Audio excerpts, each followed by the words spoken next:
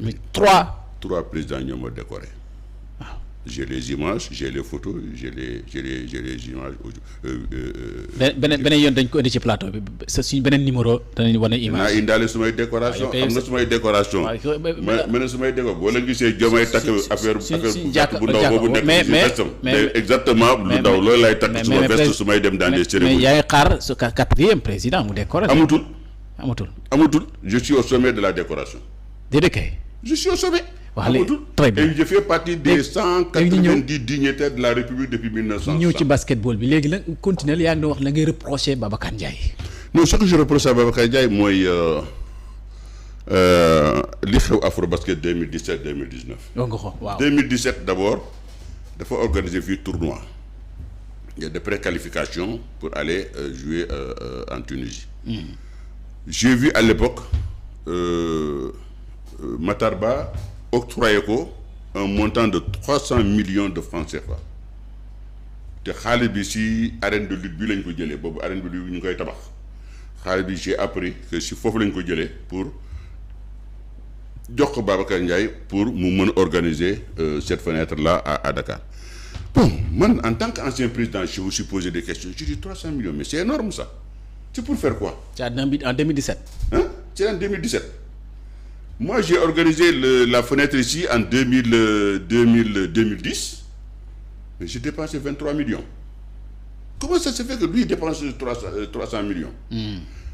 Teguñu si quelque temps après, journal Record. Oui. moo bind que Matar Ba a donné que plutôt Babacar Ndiaye ou la fédération a remis un chèque de 100 millions de francs CFA. Au directeur de cabinet de Matar Ba, Michel Ndaw. D'accord. mais boo leen duggee ci dette bi di ngeen ko gis. oui c'est dans les net parce que aujourd'hui tey dara mënatul réer. Record a écrit ça et ça a été repris par beaucoup de trucs. Babacar Ndiaye porté ma plainte ne man maa ko wax. mu porté la plainte tribunal waaw. te avant may dem tribunal entre temps Pathé dafa defoon en sorte pour ñu juboo ñu bàyyi guerre bi Tafa Gueye dafa ñëw suma bureau ànd ak Ayapuy et tout ça. Moustapha Gueye pour qu'on fasse Tafa Gueye entraîneur. oui d'accord pour qu'on fasse la paix et tout ça Tafa Gueye nag dama ko ruusoon ma ne ko j'accepterai mais j'irai à une condition je vais partir avec Pathé Keita le président de GBA Guédiawaye Académie Basket ma ne ko je vais aller avec lui ma dem ak ñoom ñu toog ma wax ko mes 4 vérités. Je l'ai lessivé comme pas possible moom moo ko aussi ces 4 vérités ñu jógee fa on s'est serré la main je suis parti. ngeen juboo foofu. waaw moom Babacar Ndiaye fédération keroog c'était depuis ba génne ci basket bi foofu fédération foofu c'était la première fois ma duggaat ci bureau bi nga xam ne toog naa fa officier naa fa pendant 3 ans. waaw acca juboo ngeen bi fi génnee kii Pathé Keita ne ko mais léegi comme yow da nga defoon benn plainte contre Tandian léegi qu'est-ce que tu vas faire cette plainte mu ne je vais renoncer à cette plainte là. oui je vais l'arrêter. oui logique. comme juboo ngeen. dëgg de Babacar Ndiaye n'a rien renoncé du tout n'a rien arrêté du tout. déedéet kay. le jour J dañ ma woo ma dem fajar lañ ma woo ma dem egg tribunal et tout ça j'avais mes 2 avocats l'un n'est pas venu le deuxième l'un d'ailleurs man maa ko woo ne ko saxloon ngay dem parce que Babacar Ndiaye a dit que day retirer sa plainte. Donc le deuxième, heureusement il était là-bas, Maître Silva, il avait tous les dossiers là, il avait le fond du dossier. Et il y avait les avocats de Babacar Ndiaye là-bas, Maître Sarr ak beneen avocat. Mais le juge bi jóg ne bon monsieur Tandian voilà li dit maintenant qu'est-ce que vous avez à dire? Je dis mais moi j'ai rien à dire parce que moi je suis pas venu pour plaider. Vous m'avez dit que Babacar Ndiaye allait arrêter et tout ça machin. Ndekete yow j'ai été piégé. Heureusement ma ne juge bi ok mais comme ils ont dit qu'ils vont appeler Babacar Ndiaye pour voir et tout ça le juge a donné 10 minutes il a levé la séance 10 minutes pour ñu yor Babacar Ndiaye voici maintenant c'est levé ou pas levé. Ces avocats sont revenus pour dire non nous n'avons pas eu notre client te man Babacar Ndiaye mu ngi ci biir tribunal bi doxantu foofu man gis naa ko. oui dafa doon laxatu il est comme ça il est cynique nee naa la il rêve que d'une chose c'est-à-dire tëj Baba Tandian kaso te il a essayé d'ailleurs plusieurs fois d'ailleurs yooyu du mu si ñëw parce que affaire ça n'a pas d'actualité donc avocats yi ñëw ci tribunal daal ne ouais non on n'a pas eu notre client mais nous on continue le procès mu ne sama avocat on fait le procès mais ce jour-là yàlla dafa def na j'étais zen calme tranquille juge bi lu ñu ma laaj moo wax lu ñu ma laaj moo wax lu ñu ma laaj moo wax xam nga lan la ñu ma condamné parce que j'ai dit que Babacar Ndiaye dafa bëgg a xaalis. dafa bëgg xaalis. mu ne dafa bëgg waaw man maa ne Babacar Ndiaye dafa bëgg a xaalis. dans j'ai fait un article et puis sur cet article-là la ma porté plainte. que pour laver son honneur. j'ai dû atteindre à son honneur tout ça que dama bëgg a xaalis. waaw que dafa bëgg a xaalis. juge bi ne oui vous avez dit ça j'ai dit oui je l'ai dit. ah bon mais j'ai dit où est le problème. j'ai dit mais monsieur le juge même man dama bëgg a xaalis ñëpp a bëgg a xaalis. mais dina ko waxee façon. mais waxuma dafa sàcc xaalis mais dafa ne dama ne ko bëgg a xaalis la. mën nga bu man à l'époque quand j'étais à Télé parce que bëggoon naa xaalis pour moom basket moom c'est à lui de développer dire que voilà lii ak lii la. après mais aussi vous avez dit aussi que xaw ma lan l'histoire des 100 millions là aussi vous avez dit que il a donné 100 millions et tout ça j'ai dit je n'ai jamais dit ça. j'ai dit c'est le journal Record qui l'a écrit je ne fais que répéter le journal Record. bon juge bi xool a fii dëgg et tout ça bon on m'a condamné 3 mois de prison avec sursis ak 200 000 francs d'amende xaw ma 200 000 ou 2 millions je sais même plus après bon ma jóg dem mon avocat a interjeté appel mais je lui avais dit ce n'est même plus la peine parce que yooyu boo fay defee appel fa boo ñëwaatee foofu mën nañ jël sa lu tuuti loolu ba pare def ko lu rëy ba pare doo sotti man dara man ko laisse tomber. appel risque la. appel boo ko defee foofu appel bu ñu ko jël ne 3 mois de prison demal nga nelaw yi. te boo ko xam naa ne loolu bu ko defee moom saa yi foofu lay jógee rek di commencer lekk ay kii ay. après nga bàyyi noonu mu sedd. non dama bàyyi parce que en fait ça n'avait pas d'intérêt parce que loolu ay kii la mais man li taxoon ma gënoon ko mere rek comme je te dis rek c'est l'Afrobasket 2017 il a eu les 300 millions man ko 300 millions yi bon on a appris que 100 millions Ndaw a donné moi j'ai envoyé un huissier pour def kii interpellatif à Ndaw mais il n'a pas voulu recevoir le huissier Vieux Ndoye daje nañu ak moom ak Ndaw ci benn terrain basket benn tournoi mais Vieux Ndoye lui a posé la même question mu ne ko ba ma ko waxaatee ma porte plainte Vieux Ndoye ne ko waaye mais ndok mais porte plainte comme ça que ñu xam affaire 100 millions yi nu mu demee. mu ne ko d'ailleurs portez-moi plainte sax dama lay bàyyi ak yàlla loolu mooy la ay waxu dof yooyu mooy donc xam nga ce qui veut dire que ces gens n'ont jamais répondu moi j'ai posé la question j'ai demandé à Matar Ba il m'a jamais répondu j'ai demandé mais ku la répondre maintenant nag doo fa dem di inventer doo ko ne lii la jot il l'a reçu il l'a pas reçu lii la ko def il a fait parce que man je lui pose la question est-ce qu'il a reçu est-ce qu'il en a fait est-ce que c'est vrai li rapport bi da nga poser question quoi. je pose des questions mais je dis au juge maintenant mais je ne fais que poser des questions c'est tout mais je n'ai jamais affirmé que il a parce que fekkewuma. si c'est la première fois mu porte la plainte et puis plainte boobu rek ci la Moussa yem. waaw c'était la première fois. foofu la yem mais quand je dis 2017 il a reçu 300 millions pour organiser une fenêtre te fenêtre boo ko organiser équipe yëpp di ñëw ku nekk FIBA dafay exiger équipe yi di ñëw yow di la fekk ci sa dëkk ku nekk day fay $60 par jour et par personne. $60 c'est-à-dire si francs CFA. c'est-à-dire mooy $60 c'est dans les 30 000 ou 32 000 CFA. pour ñi seetaan quoi. waaw. oui non par jour et par personne. c'est-à-dire par que jour, s'il y a une délégation de 25 personnes. Oui. il paye $30 multiplié par 25. S'il reste au Sénégal 10 jours il paye ça pendant 10 jours. ok yëpp la ñu boole na en une seule fois ñu dem fédération ñu jox la ko balaa nga leen di jox caabi kër wala ne leen hôtel bi la ñuy fanaan. soit exigence FIBA la pour jàppale club bi organisé. mais pendant ce temps aussi moom dëkkam da koy jàppale. Matar Ba moom jàppale na ko mu métti moom chance boobu la am chance boobu ma gis man maa amoon chance fédération ma fekkee temps Matar Ba. mais xëy na basket bi léegi beneen niveau boo xam ne tey kenn dootu ko waxati. ban Matar Ba amoon na njëriñ quoi. non Matar Ba amoon na njëriñ côté boobu il faut le reconnaître parce que quand même il avait cette faculté d'aller chercher des moyens et puis c'était l'oreille du président c'est-à-dire lu mu wax président bi le président l'acceptait je suppose lu mu wax le président l'accepte bon et puis l'homme il faut reconnaître il est sympathique il est agréable neex na waxtaanal neex na waxal voilà donc ce qui fait que il aurait pu moi si j'avais eu la chance d'être à quoi mais seulement nag boo fa nekkee maintenant nag et puis tu as autre chose dans la tête maintenant nag bien sûr tu vas faire autre chose léegi ba léegi la mooy problème bi alors ñu jógee ci loolu man nee naa c'est pas possible 300 millions mënoo ko dépenser si benn fenêtre man fenêtre benn def naa ko fi j'ai dépensé 23 millions ñu jógee si loolu ñu ñëw Afrobasket 2019 ils ont fait une campagne avec Matar Ba autour du président et tout ça ils ont eu 800 millions Babacar Ndiaye moo ko wax parce que j'ai les enregistrements et tout ça 800 millions Petrosen jox na leen Orange le port xaw ma Lonase et tout ça ils ont eu près de 800 millions. ah parce que ba la am na xaalis. non ils avaient beaucoup d'argent. Beaucoup d'argent 800 millions te yemul foofu de ils ont reçu 11 équipes parce que 12 la ñu woon ils ont reçu 11 équipes délégation yi ça varie entre 22 à 25 mais boo xoolee 11 équipes 22 25 bu ñu ñëwee le même jour ils vont aller et ils payent chacun $60 par jour et par personne multiplié par le nombre de jours multiplié par le nombre d'équipes ma xayma ko aux alentours de 150 millions à 200 millions. léegi nga xool maintenant nag bii Sénégal doon joué Sénégal dafa demoon finale demi-finale bi déjà stade bi dafa feesoon mais finale bi stade bi dafa fees dell ba mel ni tous les malais.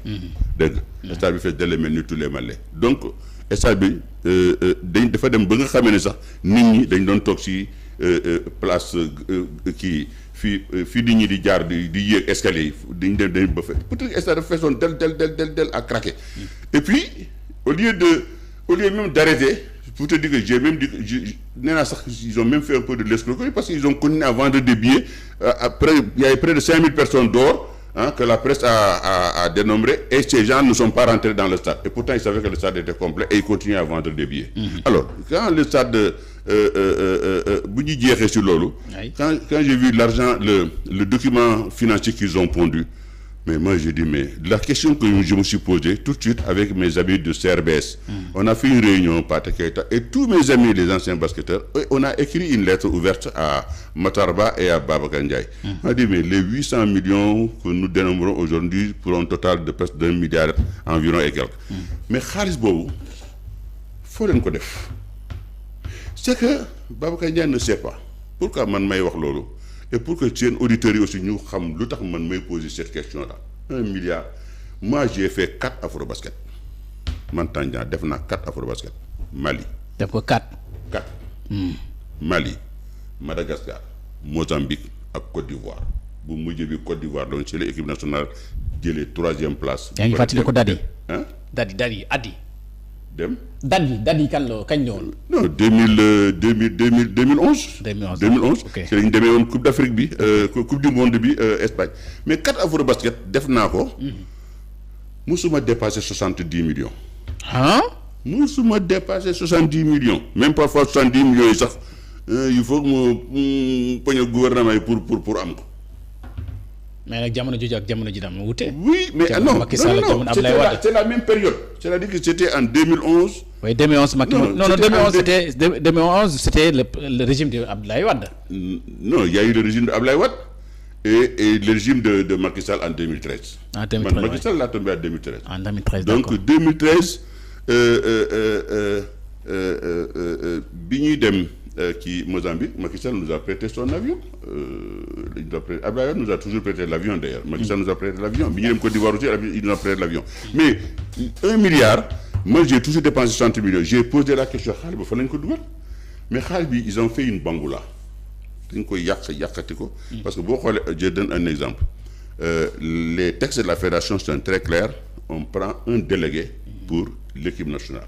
Un seul délégué. mais jour championnat d'Afrique fii y a eu 7 délégués 7 délégués bu nekk xam nga ñaata la amoon. oui 18 millions. 18 millions de francs CFA au nom de quoi on donne 18 millions à un délégué. Babacar Ndiaye avait des amis c'est-à-dire l'argent coulait à flot on faisait ce qu'on voulait avec cet argent. Très bien et pendant ce temps il y avait des clubs qui tiraient le diable par la queue man gis nga période boobu bu jëloon xaalis boobu sax ma xam ne sax y a des clubs yoo xam ne ils sont sortis un peu de la pauvreté et tout ça même dessutu xaalis bi bu ñu xamul sax fan la jaar sax. mais bu boobaa man. est-ce que xam nga dinaa dalal Babacar Ndiaye fi entretien spécial dinaa ko dalal après fekk boobu day fekk yaa ngi bitim réew boo après boo ñëwee ma jëlaat la. dalal ko dama koy dalal ko Babacar Ndiaye dama koy dalal ko je suis content nga dalal ko pour qu'il nous dise moi boo ko dalalee maintenant nag moi j'ai 3 questions s'il te plaît nga poser ko sinon man ngeen ubbi seen antenne ma poser ko la question en direct question yi mooy wane ban moom mooy les 1 milliard de l'Afrobasket 2019 fan lañ ko dugal 1 milliard waaw 1 milliard qu'il a encaissé. D'accord. Il a payé quoi? Parce que moi les documents financiers que j'ai c'est 2 pages yooyu ils parlent même pas de recettes, ils parlent même pas de l'argent de $100 par jour et par personne et ils disent même pas le montant qu'ils ont reçu des établissements publics. benn question. Deuxième question bi moom mooy 100 millions yooyu nga xam ne record bind na ko ne ko moom jox na ko. te si loolu la condamné woon. waaw mais record moo ko bind mais je continue. est-ce que record mu ko bind rek ça signifie que dëgg la record. mais Record quand même c'est un journal sérieux. Ah bon? Ah oui. Ok. Record c'est un journal sérieux suñ ko bindee sax am na lu tax. am na fu ñu ko jëlee parce que quand même il faut moi j'ai été patron de presse j'ai été patron du quotidien Le Matin et de Directeur Info pendant 20 ans. ok suma journaliste ñemewul bind loo xam ne c'est pas vrai dofuñu parce que loolu c'est la meilleure façon de se faire condamner. ah troisième question bi. troisième question bi nag maintenant nag mooy 205 millions Covid bi fan la ko dugal. mooy ñetti lu question tax mu jël ko. dina Babacar Ndiaye naa ko invité. j'ai même une quatrième question. moom mooy waaw. l'argent du sponsoring là mais il l'utilise à quelle fin. ok c'est-à-dire qu'il y a BICIC, il y a LONASE, il y a et puis et surtout non j'ai 4 questions sax doyuma 5 questions sax et puis dernier bi moo xam ne moo gën a importance mooy. mooy ban. mooy mais pourquoi avoir largué des entreprises sénégalaises qui sont là qui font des maillots et qui équipent des pays comme le Gabon hein, comme la Mauritanie comme le Mali et comme beaucoup de pays africains. Et que yow entreprise boobu nekk sa biir dëkk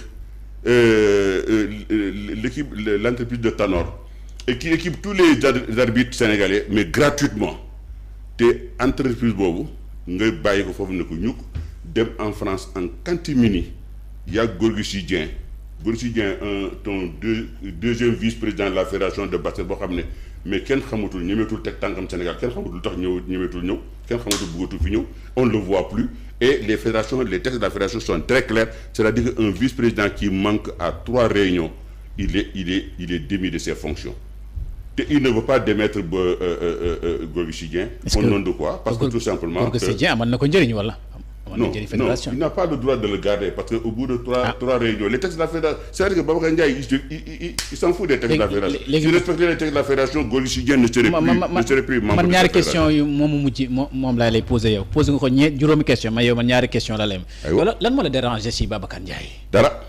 lan moo la si déranger. dara. acharnement bi nu muy doxalee su changé tout de suite tey suba ma changé. ah waaw su changé suba bu ñëwee sa plateau ne léegi man changé naa léegi maintenant nag basket bi dama koy awale yoon maintenant les comptes de la fédération maintenant que Tandian trouvé opaque maintenant voilà compte yi je les mettrai maintenant sur la table clairement ñëpp a xam lan la BICIC ñaata la may jox sponsoring LONASE ñaata la may jox Orange ñaata la may jox parce que xam naa ko Orange man maa ko démarché woon ba xam may dem ma fa bàyyi est-ce que loolu yow dafa leeru ci yow mais leer na ci ñu koy topp ak ñu mu jiite est-ce que yow non xamuñu parce que Mamadou Ndiaye son 3e vice-président Mamadou Ndiaye c'est un grand monsieur du basket mais ne moo def ci page Facebook am dinaa la ko yónnee mais comme quoi que moom il n'est pas au courant de l'argent qu'il a reçu du Covid. soo voyagé ba ñëw dañu am benn deuxième rendez-vous mais sama question mujj bi mooy Macky Sall bi nga xam moo la décoré nga ne tey dañ ko def benn proposition nar ko accusé de haute trahison ci première fois dans l'histoire politique Sénégal di accuser son ex-président de la République ban appréciation nga ci am. Moi je n'ai pas d'appréciation parce que je suis pas dans la politique. mais non non du politique. non c'est-à-dire que ceux qui veulent faire ça peut-être ils ont leurs arguments. yow nag Baba Tandian. moi je pense est-ce que c'est nécessaire. c'est nécessaire. C'est la question que je me pose. moo tax ma laaj la. est-ce que le pourquoi. Il y a beaucoup de choses à faire. Il y a beaucoup de choses à faire. Ok. Je te jure que et je pense que dans ce gouvernement comme disait tout le monde y compris Amadou Ba y compris tant d'autres il faut laisser ce gouvernement travailler ils ont des idées il faut les laisser développer leurs idées mais il ne faut pas qu'ils se trompent aussi de sujet parce qu'il y a beaucoup de choses à faire et je pense que surtout ce qu'ils sont en train de faire en ce moment moom mooy remettre l'histoire du Covid là sur la table aujourd'hui. Moi je pense que c'est important. gaa yaa ngi ci c'est important parce que c'est pourquoi c'est important parce que procureur yaa ngi ci. ma nekk procureur yaa ngi ci. oui justice mu ngi mais. xam nga tamit c'est important parce que on n'est pas à l'abri de ce genre de mésaventure mu amaat une autre fois. On ne sait pas. Plus jamais ça. On dit plus jamais ça bien sûr personne ne le souhaite. Mais on n'est pas à l'abri te loolu lu mel ni bu amee parce que aussi à l'époque quand Macky Sall le faisait. Je pense que il avait fait de bonne foi pour aider le Sénégal un peu à passer le cap du Covid. Mais malheureusement comme il n'est pas derrière tout le monde il joue pas le gendarme de tout le monde c'est-à-dire que xëy na peut-être que c'est là où il y a eu peut-être les erreurs c'est-à-dire que chacun fait ce qu'il a voulu yore xaalis bi bon ci def benn bambu la bu nga xam ne teguñu ko fenn. Très bien. Maintenant comme je disais le gouvernement en prenant cette voie de sanctionner un peu tout ce manquement et on peut imaginer que demain lu mel ni bu amee eh bien que gouvernement bu jëlee par exemple lu mel noonu teg ko sur la place publique ba pare jéggale ko maintenant le Sénégal pour jàppale Sénégalais yi je pense que ñiy yore xaalis boobu ce jour-là feront très très très attention parce que. Très bien xam ne peut-être li leen di xaar. question bu mujj bi mooy un an wu Diomaye Ousmane Sonko son premier ministre ci réew mi redressement ay actes yi ñuy teg ñi fort ban appréciation nga ci am Baba Tandian. Bon appréciation bi ci am rek c'est d'attendre d'avoir la patience quand un nouveau gouvernement arrive tout ne se fait pas automatiquement on a vu quand Abdoulaye Wade est venu au pouvoir il a mis un temps pour retrouver ses marques parce que bu boobaa à l'époque il s'est retrouvé après les ajustements structurels NPA NPI que Abdou Diouf avait génn ci loolu donc Abdoulaye Wade ba mu ñëwee il a mis du temps un an et demi avant de retrouver ses marques Macky Sall c'était la même chose aussi il a mis du temps ceux qui sont venus